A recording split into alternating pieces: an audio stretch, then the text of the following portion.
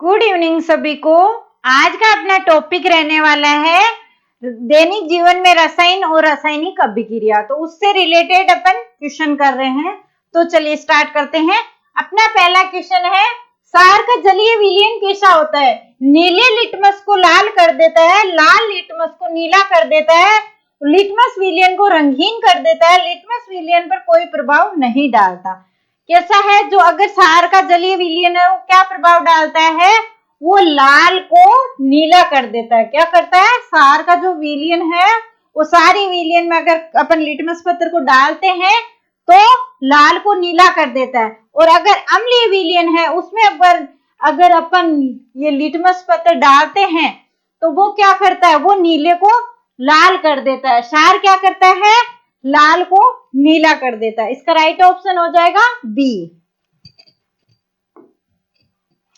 Next, अम्ल व सार के विलीन होते विद्युत के कुचालक होते हैं, सुचालक होते हैं, अर्धचालक होता है, याजपालक क्या होते हैं? जो जलीय विलयन होते हैं अम्ल और सार के वो कैसे होते हैं? सुचालक होते हैं, क्योंकि इसमें एक प्लस होता है एक माइनस होता है। तो वो कैसा होगा? वो सुचालक होगा। सुचालक की तरह कार्य करता है। अम्ल और सार का विलयन सुचालक की तरह कार्य करता है। इसमें एक प्लस साइन होता है एक माइनस साइन होता है, तो वो अपने आप ही सुचालक होता है। पीएच किन आयनों की सांद्रता का ऋणात्मक लघुगणक होती है? पीएच किन आयनों की सांद्रता का ऋणात्मक लघुगणक होती है?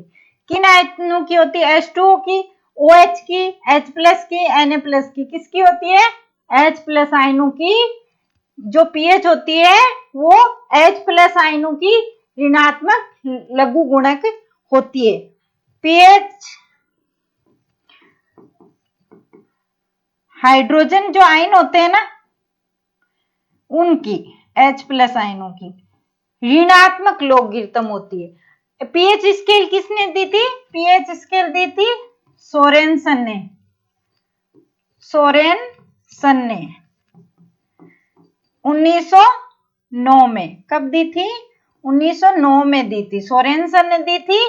पी का मतलब होता है पोटेंज, शक्ति, पोटेंज शक्ति।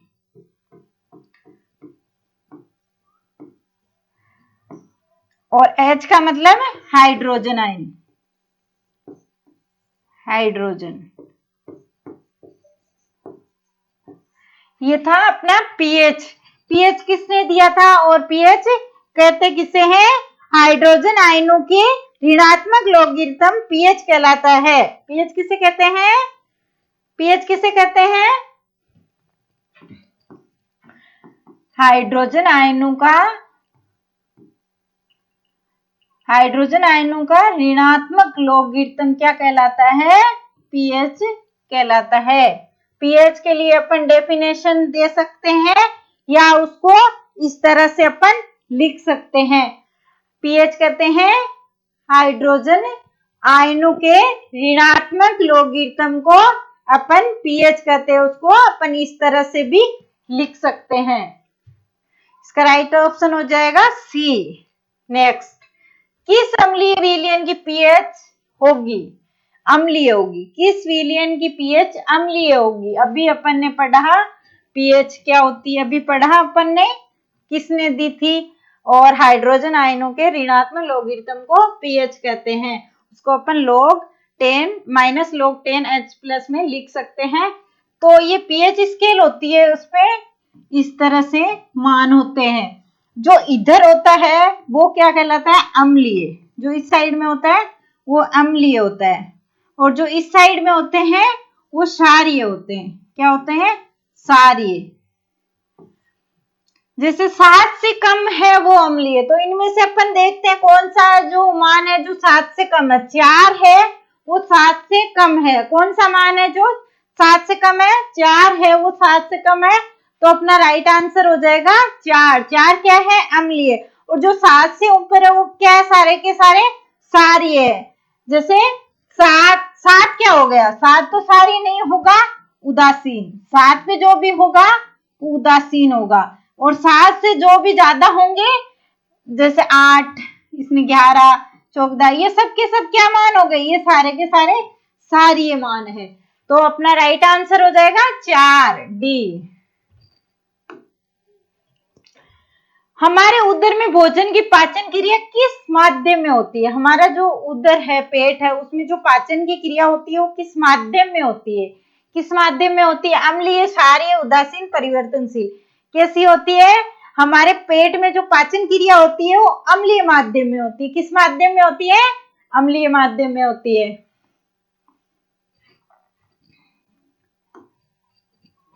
धावन सोडा का रासायनिक सूत्र क्या है? जो धोने का सोडा होता है उसका रासायनिक सूत्र क्या है? क्या है? NaHCO3, NaCl, CaSO4, अर्ध हाइड्रेट, Na2CO3, 10H2O। क्या होगा?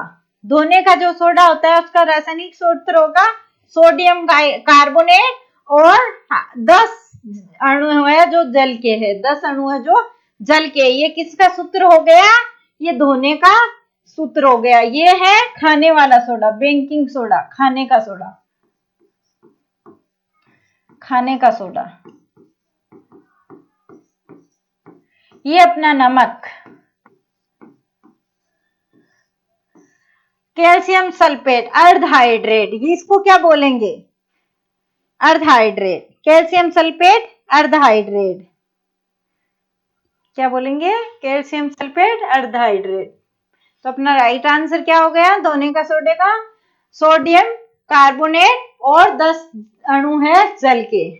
नेक्स्ट, अग्निशामक यंत्रों में किस पदार्थ का प्रयोग किया जाता है? उनको बनाने के लिए किस पदार्थ का उपयोग किया जाता है? किस पदार्थ का किया जाता है?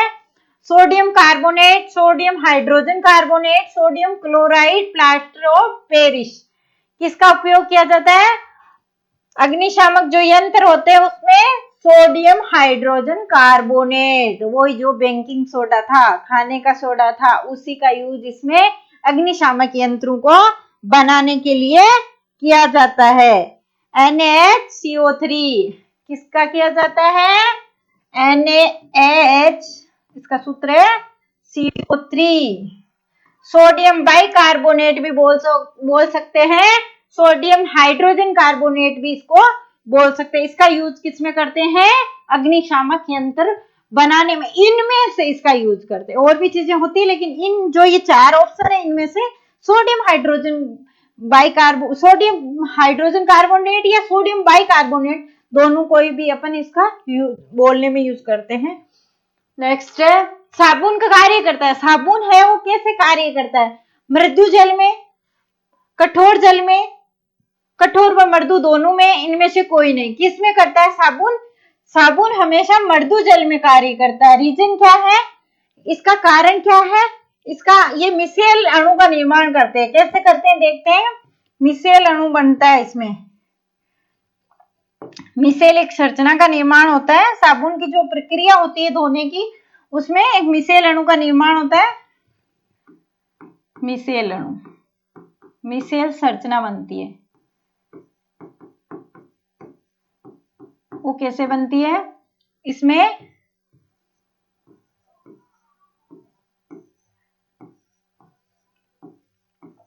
इस तरह से बनती है।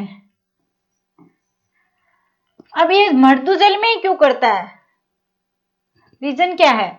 जो कठोर जल होता है उसमें मैग्नीशियम और जो क्लोराइड होते हैं ना, मैग्नीशियम और क्लोराइड के जो मैग्नीशियम और कैल्शियम के आयन होते हैं, मैग्नीशियम और कैल्शियम के आयन होते हैं, वो क्या करते हैं? जो इसमें जो साबुन में जो सोडियम पाया जाता है उससे क्रिया कर लेते हैं, तो उसको अच्छे से धुलने नहीं देते और अपने अवक्षेप के रूप में जमा हो जाते हैं। इसलिए इसमें क्या करते हैं?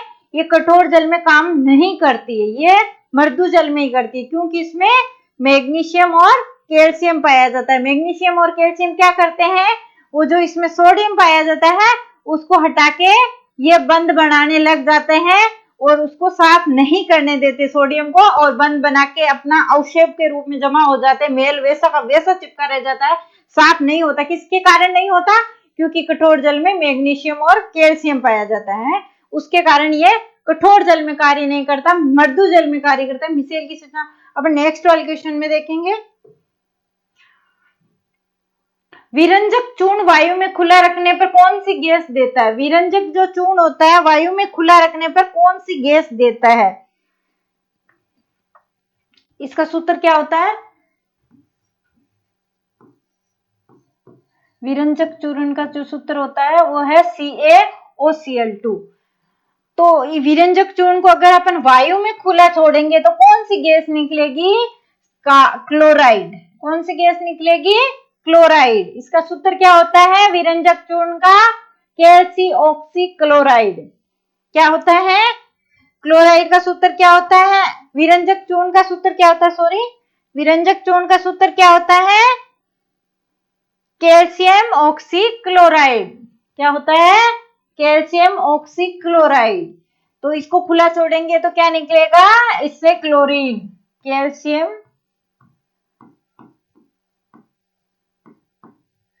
कैल्शियम ऑक्सीक्लोराइड इसका सूत्र है।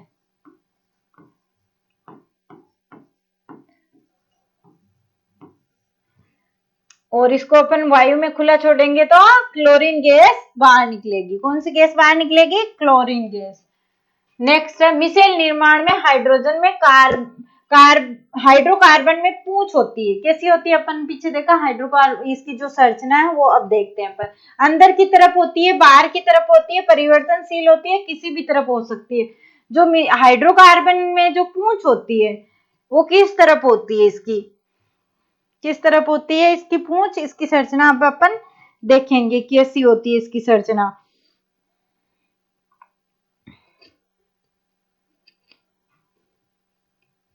इसकी संरचना अपन देखते हैं, मिसेल संरचना की जो संरचना होती है उसको देखते हैं। इस तरह से होती है इसकी संरचना, ऐसे पूरी।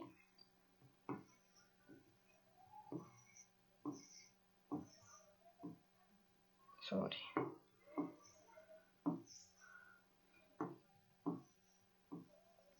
ये होती है हाइड्रोकार्बन। ये होती है हाइड्रोकार्बन। ये होता है जल विरोधी भाग। जल विरोधी भाग। और ये होता है जल स्नेही भाग।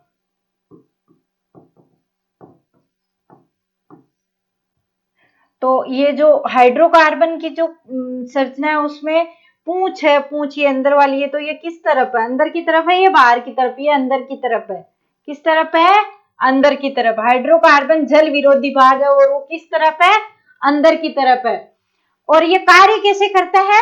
जैसे कोई ये तेल की बूंद है कपड़े पे लगी हुई है, तो ये जो जल विरोधी भाग है ये जल स्नेही भाग, ऊपर वाले ये जल स्नेही है और ये जल विरोधी। ये क्या करता है? जल विरोधी भाग है जो इसमें से इसको किसको? तेल को निकाल के खींचता है। तेल को खींचता है और पानी को दूर फेंकता है। तेल को खींच लेता है, फिर ये जो जल स्नेही है वो इसको खींचता है। ऐसे करके वो मेल जो तेल की बूंद है वो बाहर निकलती है। ऐसे एक संरचना बना के उसको मेल को बाहर निकालते हैं। किस तरह कार्य करती है? जो अपनी साबुन होती है वो मिसेल संरचना के द्वारा अपने जो मेल होता है कपड़ों में उसको निकालने का कार्य करती है। किसके द्वारा करते हैं? मिसेल, जो मिसेल संरचना होती है उसके द्वारा एक इस तरह का शेप बनता है। उसमें जो बाहर वाला होता है वो जल स्नेही भाग होता है, जो अंदर वाला होता है वो जल विरोधी भाग होता है और उसके द्वारा ये मेल बाहर निकलता है। किस तरह निकलता है? ये जो जल हाइड्रोकार्बन वाला भाग होता है वो उस तेल की बूंद से क्रिया करके उसको खींचता है और जल स्नेही भाग फिर उसको बाहर की ओर निकाल देता है। इस तरह अपने कपड़ों से मेल निकलता है। तो इसका क्या हो गया? राइट आंसर हो गया अंदर की तरफ। किधर होती है हाइड्रोकार्बन में पूंछ? किधर होती है? अंदर की तरफ होती है। कहाँ होती है? अंदर की तरफ होती है। नेक्स्ट है, प्रोटॉन H+ ग्रहण करने वाले यौगिक होते हैं। कैसे होते हैं? जो H+ ग्रहण करते हैं वो कैसे होते हैं? कैसे होते हैं H+ ग्रहण करने वाले? और H+ त्यागने वाले कैसे होते हैं? H+ ग्रहण करने वाले होते हैं सार। जो H+ आयन ग्रहण करते हैं वो कैसे होते हैं? सार। और जो H+ देते हैं वो कैसे हो गए? ये अम्ल होते हैं। वो क्या करते हैं? H+ दाता। देने वाले, और ये सार होते हैं OH प्लस ग्रहण करने वाले होते हैं। लाल चींटी के डंक में कौन सा अम्ल पाया जाता है? कौन सा पाया जाता है? फॉर्मिक अम्ल, हाइड्रोक्लोरिक अम्ल, एस्कार्बिक अम्ल, टार्ट्रिक अम्ल, कौन सा पाया जाता है? ये पाया जाता है फॉर्मिक अम्ल। जो लाल चींटी होती है वो अपने को डंक मारती है तो उसमें कौन सा अम्ल होता है? उसमें फॉर्मिक अम्ल होता है। जैसे अपने चींटी डंक मारती है तो एकदम रेड रेड हो जाता है और ऐसे स्वेलिंग आ जाती है, तो उसमें कौन सा अम्ल के कारण होता है ये सब? ये होता है फॉर्मिक अम्ल के कारण। किसके कारण होता है? फॉर्मिक अम्ल के कारण। नेक्स्ट है हाइड्रोक्लोरिक अम्ल है, वो आमाशय में पाया जाता है। किस में पाया जाता है? आमाशय में। और एस्कार्बिक अम्ल सेब में, और टार्ट्रिक इमली में। और एस्कार्बिक अम्ल और भी कुछ चीजें होती है जिनमें पाया जाता है। संतरे में पाया जाता है, संतरे में।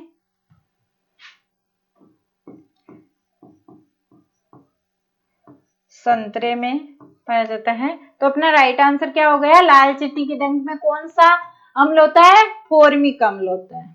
नेक्स्ट, अम्लों का राजा किसे कहते हैं? अम्लों का राजा किसको बोलते हैं? एसिटिक अम्ल को, नाइट्रिक अम्ल को, सल्फ्यूरिक अम्ल को, हाइड्रोक्लोरिक अम्ल को? किसको बोलते हैं? अम्लों का राजा किसको बोलते हैं? किसको बोलते हैं? नाइट्रिक, सल्फ्यूरिक, हाइड्रोक्लोरिक अम्ल किसको बोलते हैं? सल्फ्यूरिक जो अम्ल होता है उसे अम्लों का राजा बोलते हैं। किसको बोलते हैं? सल्फ्यूरिक अम्ल को अम्लों का राजा बोलते हैं। सल्फ्यूरिक अम्ल होता है उसको अम्लों का राजा बोलते हैं। और इनके सूत्र है, एसिटिक अम्ल का है CH3COOH, नाइट्रिक का HNO3, और सल्फ्यूरिक अम्ल का है H2SO4, हाइड्रोक्लोरिक अम्ल का है HCl। तो अपना राइट आंसर हो जाएगा C, सल्फ्यूरिक अम्ल। उदर की अम्लता किससे दूर करेंगे? अगर अपने को एसिडिटी हो जाती है, अम्लता हो जाती है पेट में, तो अपन किसके द्वारा करेंगे? MgOH2, NaHCO3, MgCl2, A या B दोनों। मिल्क ऑफ मैग्नीशिया है, sodium hydrogen carbonate, magnesium chloride. अपन करेंगे मिल्क ऑफ मैग्नीशिया और सोडियम बाइकार्बोनेट, इन दोनों के द्वारा अम्लता दूर कर सकते हैं। पेट की अम्लता है जो, इन दोनों के द्वारा, मिल्क ऑफ मैग्नीशिया या सोडियम बाइकार्बोनेट, इन दोनों के द्वारा अपने पेट की अम्लता दूर की जा सकती है। तो अपना राइट आंसर हो जाएगा A एंड B।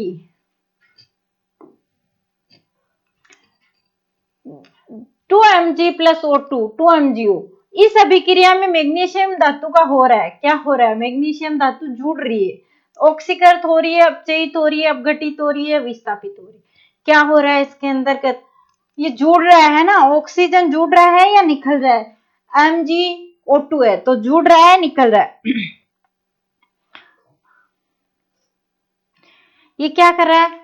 ये MgO जुड़ रहा है ना Mg के साथ, तो क्या हो रहा है? ऑक्सीकृत हो रहा है। MgO2 के साथ में जुड़ रहा है तो क्या हो रहा है? ऑक्सीकृत हो रहा है। क्या हो रहा है? इस अपक्रिया में मैग्नीशियम धातु का क्या हो रहा है? ऑक्सीकृत हो रही है। क्या हो रही है? ऑक्सीकृत हो रही है। और अगर निकलता तो क्या होता? अपचयित। लेकिन इसमें जुड़ रहा है तो ऑक्सीकृत हो रहा है। जुड़ने पे ऑक्सीकृत और निकलने पे अपचयित। दोनों दिशाओं में होने वाली अभिक्रिया क्या कहलाती है? जो अभिक्रियाएं दोनों दिशा में चलती है वो क्या कहलाती है? ऑक्सीकरण, अपचयन, अनुत्क्रमणीय, उत्क्रमणीय। दोनों दिशाओं में चलने वाली अभिक्रियाएं क्या कहलाती है? उत्क्रमणीय अभिक्रियाएं कहलाती है। ये इस तरह से चलती रहती है, A प्लस B, AB, और वापस ये हमेशा कभी पूर्ण नहीं होती। जो उत्क्रमणीय अभिक्रियाएं हैं, दोनों दिशा में चलने वाली उत्क्रमणीय अभिक्रियाएं होती है, ये हमेशा चलती रहती है, कभी पूर्ण नहीं होती। इसमें क्या होता है? हमेशा अभिकारक और उत्पाद बनते रहते हैं, अभिकारक और उत्पाद बनते रहते हैं। इसमें क्या होता है? हमेशा ही अभिकारक और उत्पाद बनते रहते हैं, ये हमेशा ही चलती रहती, कभी पूर्ण नहीं होती। इसमें कुछ इसमें थोड़े से उत्पाद भी है, अभिकारक भी है, अभिकारक भी है, उत्पाद भी। पूर्ण रूप से ना तो अभिकारक उत्पाद में बदलेंगे, ना ही अभिकारक उत्पाद में नहीं, उत्पाद अभिकारक में थोड़े थोड़े दोनों में रहेंगे, तो इस तरह से ये कभी पूर्ण नहीं होती, हमेशा चलती रहती है। नेक्स्ट है, तो इसका आंसर हो गया उत्क्रमणीय अभिक्रिया। इसका ये जो ये होता है, इसके तीर के निशान दोनों तरफ होते हैं, अर्ध तीर के निशान। एंजाइम होते हैं, एंजाइम ऋणात्मक उत्प्रेरक, धनात्मक स्वतः उत्प्रेरक और जैव उत्प्रेरक। जो एंजाइम होते हैं उनको अपन जैव उत्प्रेरक कहते हैं, एंजाइम होते हैं उनको अपन जैव उत्प्रेरक कहते हैं। उत्प्रेरक क्या करते हैं, ये खुद तो भाग नहीं लेते अभिक्रिया में, लेकिन अभिक्रिया का जो वेग है उसको परिवर्तित कर देते हैं। अभिक्रिया का जो वेग होता है उसको परिवर्तित करते हैं, लेकिन खुद अभिक्रिया में भाग नहीं लेते हैं। क्या करते हैं, ये खुद भाग नहीं लेते। जैसे वनस्पति वो तेल होता है उससे घी बनाते हैं, उसमें भी ये जो जैव उत्प्रेरक है वो भाग लेता है। जैव उत्प्रेरक होता है ना, वो वनस्पति घी से, वनस्पति तेल से घी बनाने में इसका रोल होता है, जैव उत्प्रेरक का। नेक्स्ट है, इलेक्ट्रॉन त्यागने वाले पदार्थ कहलाते हैं। क्या कहलाते हैं, जो इलेक्ट्रॉन त्याग देते हैं वो ऑक्सीकारक होते हैं, उत्प्रेरक होते हैं, अपचायक होते हैं, संयुग्मन होते हैं। क्या होते हैं, जो इलेक्ट्रॉन त्याग देते हैं वो कौन से होते हैं, वो होते हैं अपचायक। और इलेक्ट्रॉन ग्रहण करने वाले ऑक्सीकारक। जो इलेक्ट्रॉन त्याग देते हैं वो क्या कहलाते हैं, अपचायक। क्या कहलाते हैं, अपचायक। जो इलेक्ट्रॉन ग्रहण करते हैं वो क्या कहलाते हैं, ऑक्सीकारक। जो त्यागते हैं वो अपचायक। नेक्स्ट,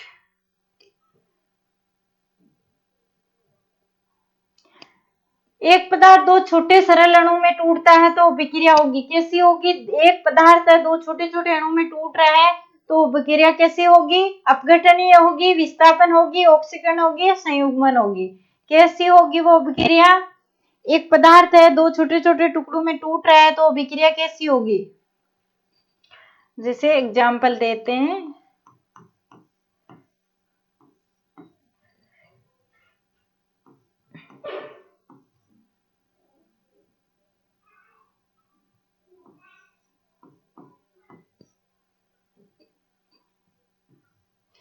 कैसी हो रही है ये विक्रिया।